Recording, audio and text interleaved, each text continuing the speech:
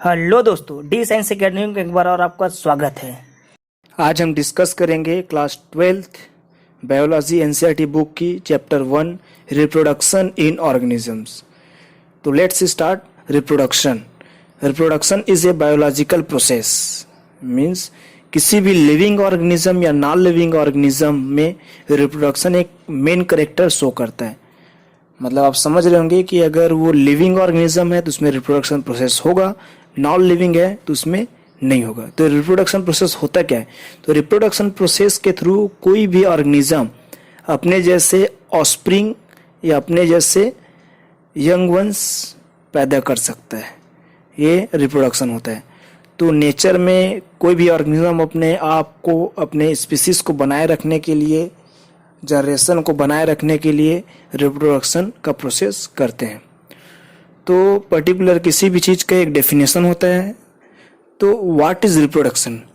Reproduction is defined as a biological process in which an organisms gives a rise to young ones या offsprings similar to itself. मतलब वही है कि किसी भी लिविंग ऑर्गेनिज्म में पर्टिकुलर अगर कोई पेरेंट है या कोई ऑर्गेनिज्म है, कोई इंडिविजुअल है, वो यंग वंस या फिर ऑस्प्रिंग क्या करेगा, वो पैदा कर सकता है। तो वो आपका रिप्रोडक्शन होता है। रिप्रोडक्शन मेनली 2 टाइप्स होते हैं, asexual reproduction and sexual reproduction. Asexual reproduction, इसमें पार्टिसिपेट करते हैं वन ऑर्गेनिज्म इन्वॉल्व होता है इसमें, और इसमें मेनली सेल डिवीजन भी होता है, वो अमाइटोसिस या फिर माइटोसिस होता है। मतलब आप समझ रहे हो कि किसी भी सिंगल ऑर्गेनिज्म में ये कैपेसिटी होता है कि वो अपने जैसे यंग वंस या ऑस्प्रिंग बना सकते हैं, उसको एसेक्सुअल रिप्रोडक्शन बोलते हैं। ये होता है या लोअर ऑर्गेनिजम्स में या फिर ये होता है प्लांट्स में। जैसे कि आप बचपन में सब देखे होंगे या खुद ये किए होंगे कि आप एक रोज का प्लांट लीजिए और उसका स्टीम वाला पोर्शन कट करके अगर आप लगाओगे तो वो सेकेंड और किसी ऑर्गेनिज्म या फिर सेकेंड प्लांट का जरूरत नहीं पड़ेगा, ऑटोमेटिक वो ग्रो कर रहा है वो। तो वो एसेक्सुअल रिप्रोडक्शन।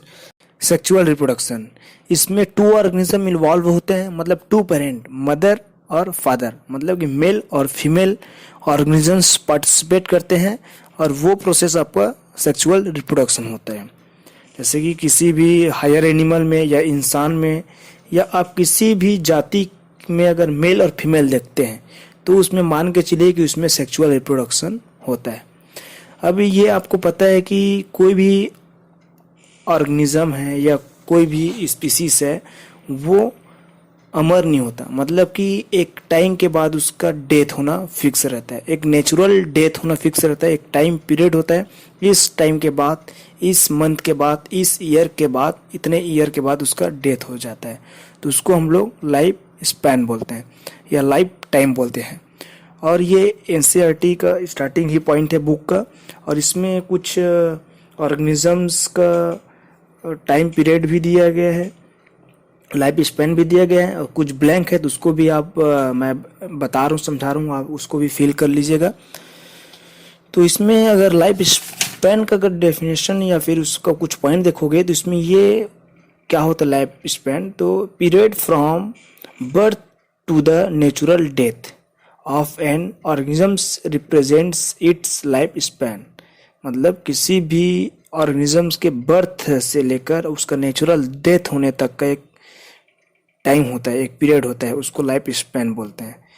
और आपको पता ही होगा कि every organism can lives only for a certain period of time, मतलब कुछ ही टाइम तक, चाहे वो कुछ महीने हो या फिर वो कुछ साल हो या 100 साल हो, 200 साल हो, ऐसा एक फिक्स उसका टाइम पीरियड रहता है।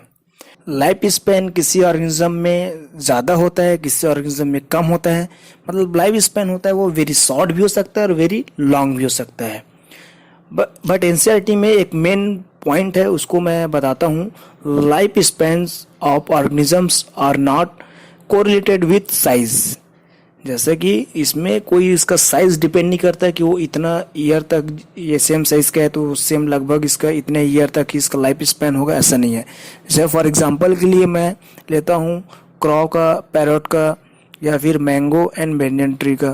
तो जैसे कि आपको पता है कि क्रॉ का जो लाइफ स्पैन होता है वो ओनली 15 ईयर मतलब 15 साल का होता है, और उसी जगह में आप पैरोट या तोता का देखते हो तो वो लगभग 140 साल होता है। तो ये ऐसा लॉन्ग टाइम भी हो सकता है और शॉर्ट टाइम भी हो सकता है।